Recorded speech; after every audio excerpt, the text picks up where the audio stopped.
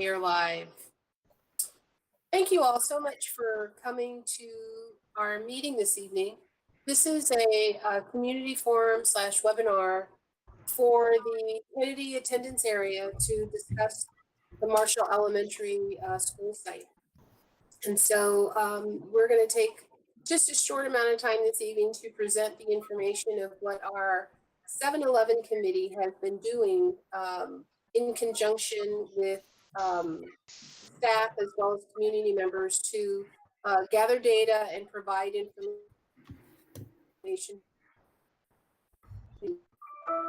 ability to do Marshall Elementary School site. And I'm going to take this moment to introduce our superintendent, Mr. C.J. Kammett. Hello, everyone. Thanks for being here. I won't take up more of the time.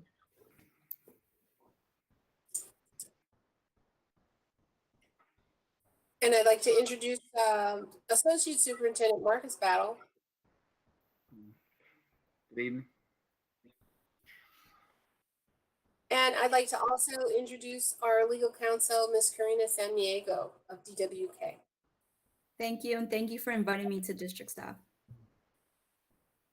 And my name is Kelly Lynch McMahon, and I'm your Director of Facilities. And I would like to take this time to introduce our community members that are members of the 7-Eleven committee. Would you guys be so kind as to introduce yourselves? Okay, I go first. Good evening, everyone. My name is Noli, and it's good to be here. Thank you. Thank you. Therese? Oh, sorry.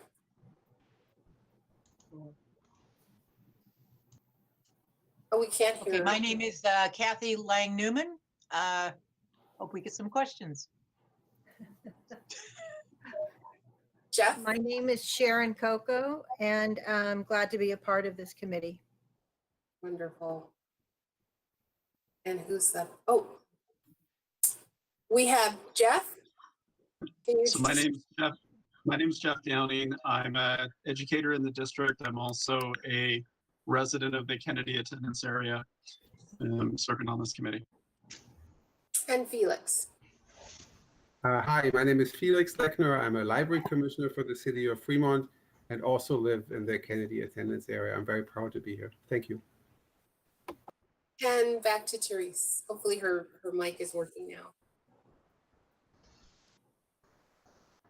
Sorry about that. I'm Therese Gain, and I'm happy to be on the committee.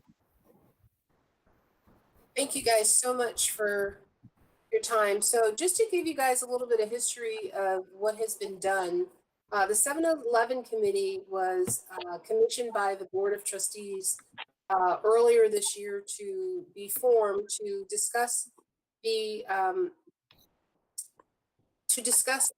properties that the district has available for potential surplus, and to also do an evaluation of all properties district-wide that are not being utilized, and to come up with a recommendation for use of all of those. And so our first priority that was given to us was to evaluate and deal with the Marshall Elementary site. And so this committee was formed and appointed by the board in, I believe, October of this year. And we have been busy meeting on a bi-monthly basis to evaluate Marshall site and come up with considerations as to what to do with that property. So what I have to share with you all is a presentation that we have been collectively working on that we'd like to share this information with you all. I'm going to go ahead and share my screen, and you all should be able to see this presentation. Let's do share, and you're presenting. Let me reduce this and then put this up. Can everyone still see? Just give me a verbal confirmation, yes or no. Okay. You can see. Okay, very good. So as I stated, this is our community forum on Marshall Elementary. We've done all of our introductions, and you were introduced to the committee as well. So the goals of the forum is to basically discuss the site, where it's located, size and use.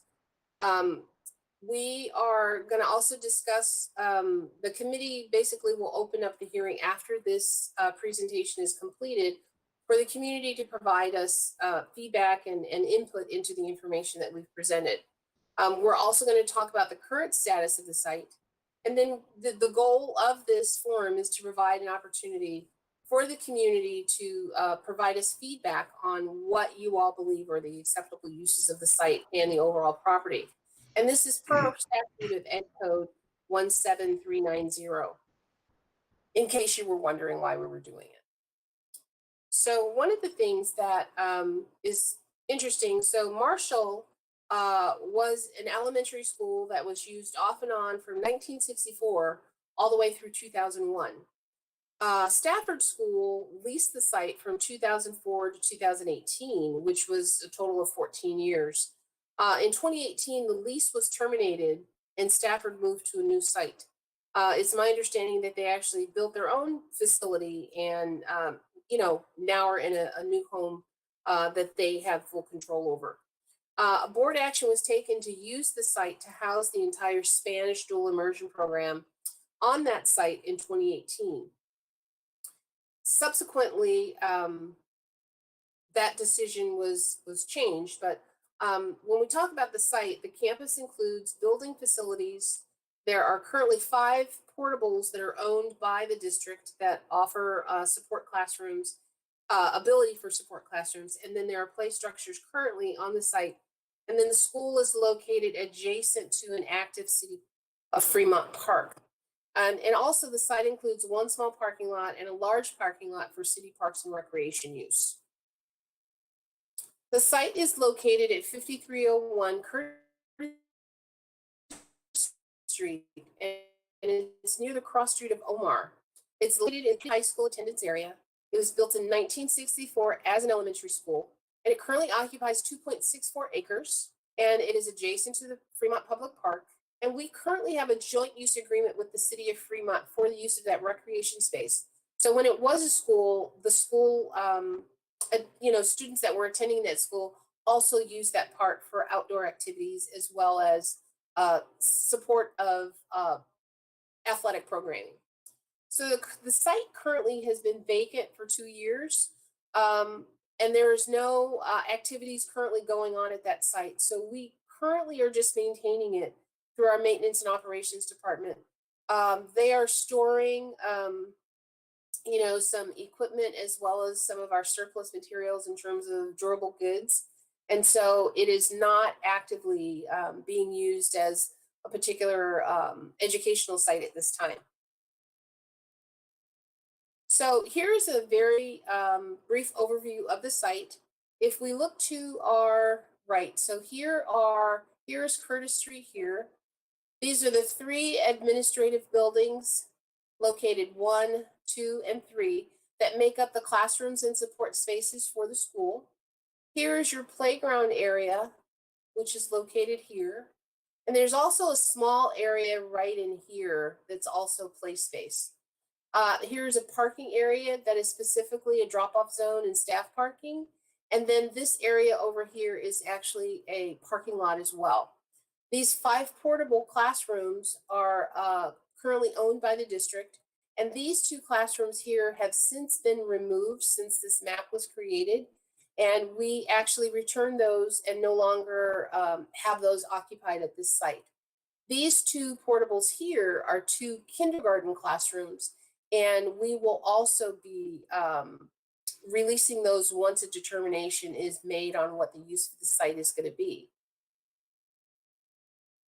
So here's an aerial photo of the same information.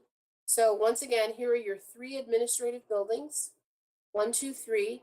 Here's an outdoor play space, and these are your kindergarten relocatables. These 2 relocatables have since been removed, and these 5 units here are still on site, and these are owned by the district. And depending upon what we determine the use of the site will be, these portables will be removed and relocated to be used elsewhere in the district. Here is also a play space. You can see here's a basketball court, and there is some minimal parking here and minimal parking here. And this is the parking for the Parks and Recs area here. This is your drop-off zone that goes from here to here. And this is staff and handicap parking available here. This is an area map to show you where in relation the school is to the Marshall Park. And here you can see there's a walking path here. And all of this green area is the park area that basically surrounds the school. So the current status of the site, as we stated earlier, has been vacant since 2018-2019 school year.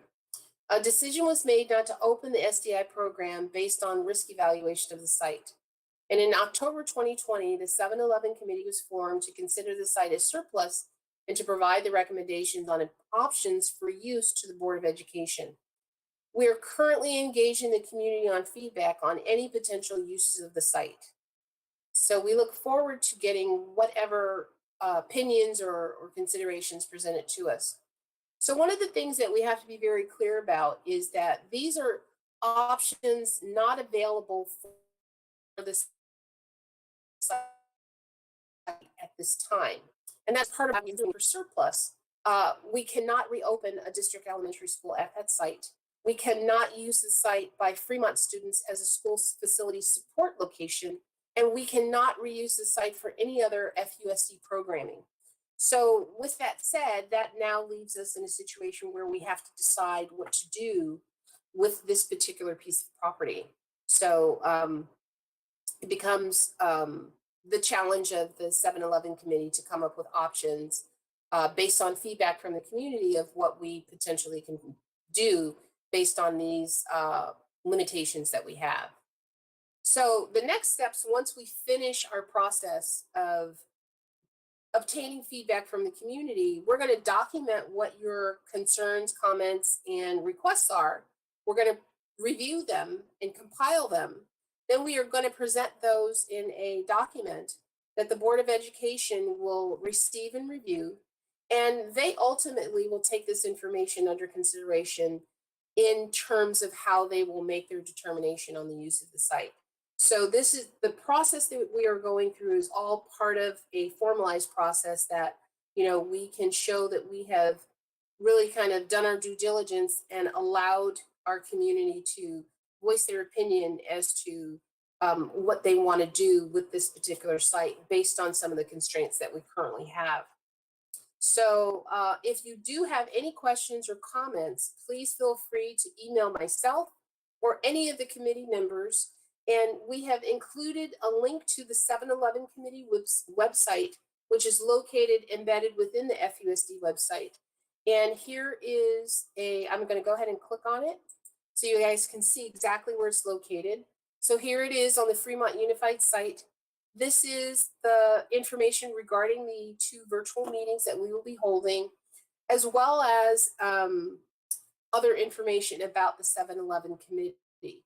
So the other thing that is here is also a link to additional updates and information on the 7-Eleven committee. You'll find the meeting minutes, the agendas, information on when we meet, how we meet, and also any additional documentations that are created while the committee is evaluating the Marshall site. So I'm going to stop sharing my screen and go back to you all. Let's see, hit escape. Righty. And I cannot see, are there additional folks that have joined us, or is there any information that needs clarification at this time? Okay, I'm going to turn this over to Jeff, and you can do what you need to do.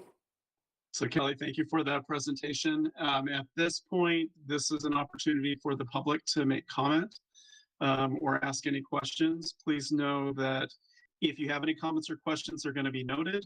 and we will address those at our January 7th meeting. So we will not be answering the questions right now, but this will give us an opportunity to write them down, research, and then at our next community forum, we'll be able to answer those questions.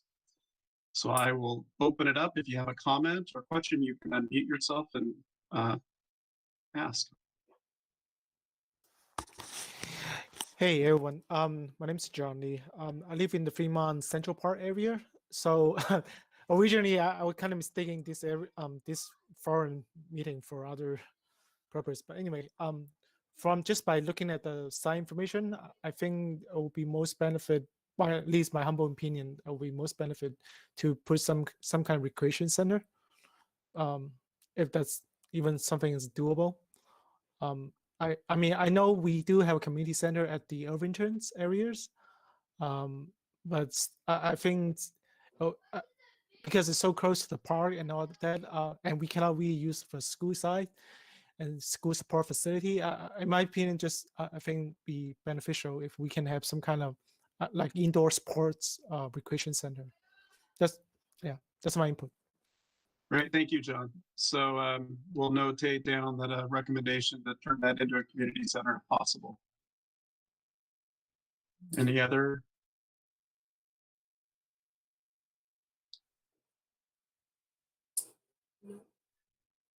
Well, the So other thing that I forgot to mention, Jeff, is that we do have a link on our website for folks to fill out a form if they're not able to attend our forums, to submit their questions in writing and have their opinions documented that way as well. Correct. So Jean is our only guest. If I look at the people that are in the meeting. So if nobody else has anything to say, I would say, let you know that our next meeting is going to be January the 7th at the same time, 6:30. Information will go out from the district about that. I think we're going to run that via Zoom. Is that correct? Yes, that is correct. So that information will go out to the community. And if there's no other comments or questions, I think we can close the meeting. I will defer to our legal counsel to make sure we maintain our compliance. Karina, is that something that is okay, or would you like for us to continue having the meeting even though we have no other participants? No, that's fine, but may I have Jeff formally close the hearing and not the meeting, because this was a public hearing? Yes, we can formally close the hearing at 6:49 on December the 15th, 2020. Thank you. Thank you. Well, everyone, thank you so much for coming and attending, and I look forward to having more participation at our next meeting and continue to do the great work that we're doing. And as I said, if there's any additional questions, comments, or concerns, you are free to email myself or any of our committee members, and our contact information is available on the website. Thank you. Okay. All right, thank you, everyone. CJ needs to go home. I think he's still in his office. Well, we're going to go ahead and close it out. Thanks, guys. All right, we'll see you guys.